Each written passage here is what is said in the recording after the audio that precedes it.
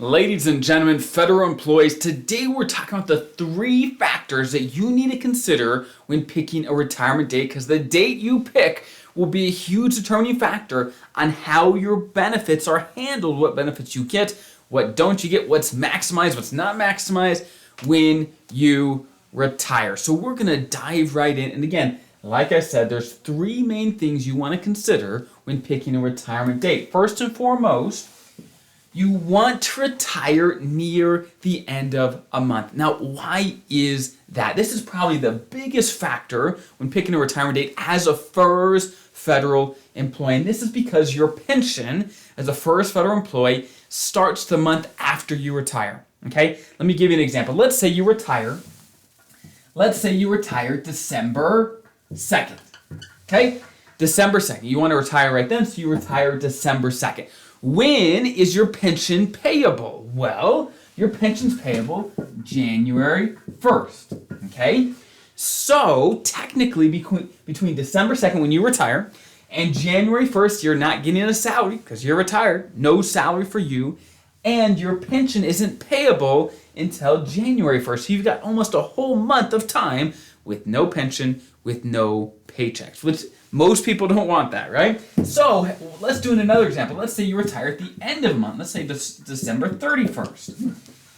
Again, your pension is payable the next month. So if you retire December 31st, your pension is payable January 1st, the next day, because of when you retired. So again, when picking a retirement date, regardless of the time of year you want to retire, near the end of the month tends to be a really good time. Now, one thing I want to make sure I clarify. When I say your pension is payable the next month, just know, and I've got whole videos on this, just know though, that it actually takes a while for OPM to actually start paying you your full pension. Okay, so if you retire December 31st, it may not be until February, March, April, May, depending on your application, when you're actually going to start getting money. But once they start paying you, they're going to pay you back all the way back until when they should have paid you, up until January 1st. They're going to pay you back for all that time. It's just going to take a little longer than you might expect, okay? Again, I've got whole videos on how long it takes for them to process your application. Go check those out if you want to learn more. What are the other things to consider when picking a retirement date?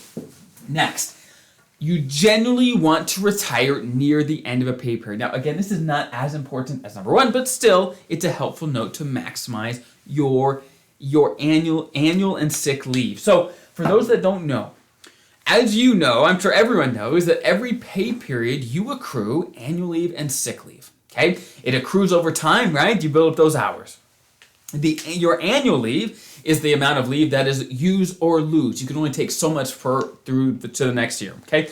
Long story short, you accrue leave at the end of pay periods. Okay? So if you leave in the middle of a pay period, you actually accrue no leave for that pay period. You left in the middle of it. You only accrue the leave at the end of the pay period. So generally, if you don't want to leave any amount of annual leave or sick leave on the table, you would retire at the end of a pay period. Again, not as big of a deal as having, let's say, a whole month of no salary or paychecks, or pension, I mean, but still might as well go at the end of a pay period if we can help it, okay? Next, end of the year. Now, you might know, especially if you've been around the government a while, you know that a lot of your friends are retiring, and why does everyone pick December 31st? That is such a common date to retire. The vast majority of federal employees I talk to, I wish I could knew an exact percentage, but a huge amount of federal employees retire near the end of the year. And why is that? Well, this is simply why. As I said before, your annual leave, right? You accrue that, and sick leave, of course, you accrue those over time. However, your annual leave, your use or lose leave, when you retire, you're going to get a lump sum check for that amount of leave, basically what you would have been paid had you actually used that. So for example, let's say you have 100 hours of annual leave on the books when you retire, they're going to cut you a check as if you had worked those 100 hours. So for many people with a lot of annual leave saved up, that can be a big lump sum that people really like having. So why do people retire near the end of the year? Well, what they do is they try to, as much as they can, save up as much annual leave as they can. So for example, the year before you retire. For most federal employees, the most annual leave you can take into the new year is 240 hours. Now, depending on your position, you may be able to take more, but for most, it's 240,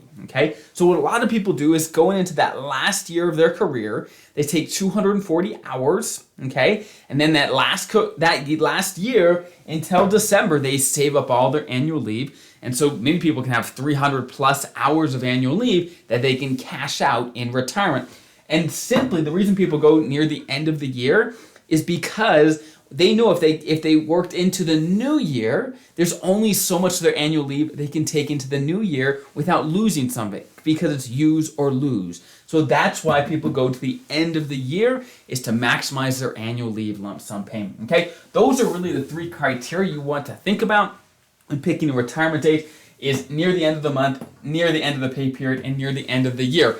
Now, good news, I've done the hard work for you, and I've actually talked about this in previous videos, but here are the 4 dates left in this calendar year, actually 3 in this calendar year, 1 at the beginning of next year, that really are some of the best attributes of all of these things. Let's talk about it. So in just a few days, we have June 29th.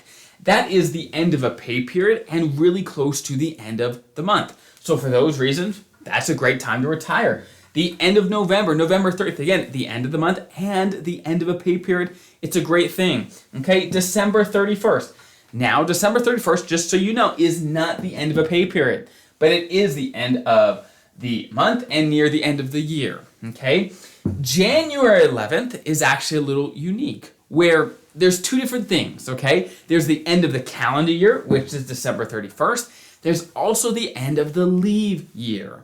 Every year, the leave calendar is a little different. It's not exactly on, let's say, December 31st. So January 11th is actually the end of the leave year. You can actually technically accrue annual leave up until January 11th and still not lose your leave. That's lose or use or lose. You wouldn't lose it until after January 11th for, again, we're in 2024. In 2025, so this would be January 11th, 2025, okay?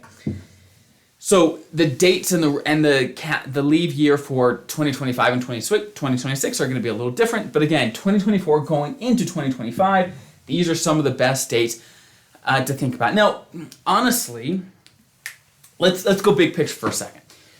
If we can maximize these things, do it. Why not, right? Why not? However, you've got to think about the bigger picture for you as well. Meaning, when do you want to retire, right?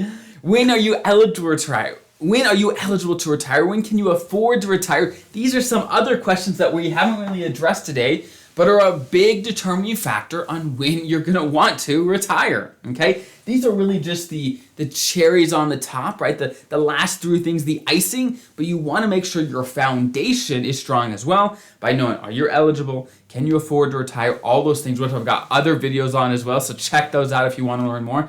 But I hope that's helpful, and if you want more helpful resources, there's tons of links in the description. Check those out. They're just for federal employees just like you, for you to maximize your retirement. And I hope that all goes well for you, right? Good luck with everything, and I'll see you guys next time.